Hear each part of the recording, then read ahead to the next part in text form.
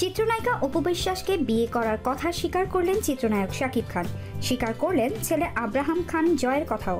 তবে বেসরকারি টেলিভিশন চ্যানেলে অপু বিশ্বাস হাজির হয়ে সরাসরি অনুষ্ঠানের মাধ্যমে বিয়ে আর সন্তানের কথা বলায় নাখোশ হয়েছেন তিনি। অপু বিশ্বাস যখন সরাসরি অনুষ্ঠানের মাধ্যমে শাকিবের সঙ্গে তার সম্পর্কের কথা জানাচ্ছিলেন, তখন রাজধানীর একটি হোটেলে শরীরচর্চায় ব্যস্ত ছিলেন শাকিব খান।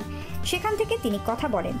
অপুর আচরণে ক্ষুব্ধ শাকিব জানালেন, সন্তানের দায়িত্ব নেব, অপুর দায়িত্ব নেব না। অপু বিশ্বাস তাকে অসম্মান করেছেন বলে দাবি করেন তিনি। শাকিবের দাবি, এটি তার ক্যারিয়ার ধ্বংস করার জন্য এটা চক্রান্ত। বিয়ের কথা এতদিন গোপন রাখার বিষয়ে জানতে চাইলে তিনি বলেন, ব্যক্তিগত জীবন সামনে আনতে চাইনি, এখন অপু বিশ্বাস এনেছে, তার সব চাহিদা পূরণ করেছি, যখন বলেছে টাকা দিয়েছি। শাকিব খান বলেন, আব্রাহামের দায়িত্ব আমি নিয়ে যাব, সে আমার সন্তান, সারা জীবন তার দায়িত্ব আমি নিয়ে যাব।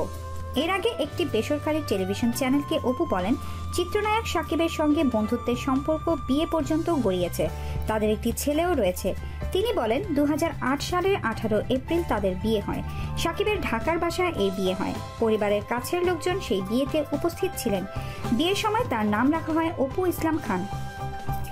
শাকিবের ইচ্ছাতেই এতদিন বিয়ের বিষয়টি গোপন রাখা হয়েছে। হঠাৎ উধাও হয়ে যাওয়ার 10 মাস পর ফেরেন অপু বিশ্বাস। তিনি বলেন, এই দীর্ঘ সময়টায় তিনি ভারত, সিঙ্গাপুর ও ব্যাংককে ছিলেন। কলকাতার একটি হাসপাতালে তার ছেলের জন্ম হয় 2016 সালের 27 সেপ্টেম্বর।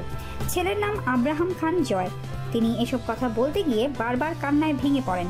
বলেন, শাকিবের ভালো চিন্তা করে তিনি সব করেছেন, অনেক ছাড় দিয়েছেন। ধৈর্য ধরতে ধরতে শেষ সীমানায় পৌঁছে গেছেন তিনি, তাই এবার সব বলছেন। শাকিব সম্মান করেননি, বরং বারবার ছোট করেছেন বলে অপু বিশ্বাস বলেন। তার ভাষায়, সম্মান চেয়েছি, পাইনি, বারবার ছোট হয়েছি। এক পর্যায়ে অপু বিশ্বাস বলেন, অন্তঃসত্ত্বা হওয়ার পর শাকিব তাকে বলেছেন নিজেকে লুকিয়ে রাখতে, তাই তিনি তেমনটা করেছেন। সন্তান হওয়ার সময় শাকিব তার পাশে ছিলেন না, তবে ঢাকায় আসার পর সন্তানকে দেখতে যান, সন্তানের সব খরচও দেন। অপুর এসব বক্তব্যের বিষয়ে জানতে চাইলে শাকিবের সঙ্গে যোগাযোগ করা হলে তিনি নানা বিষয়ে কথা বলেন।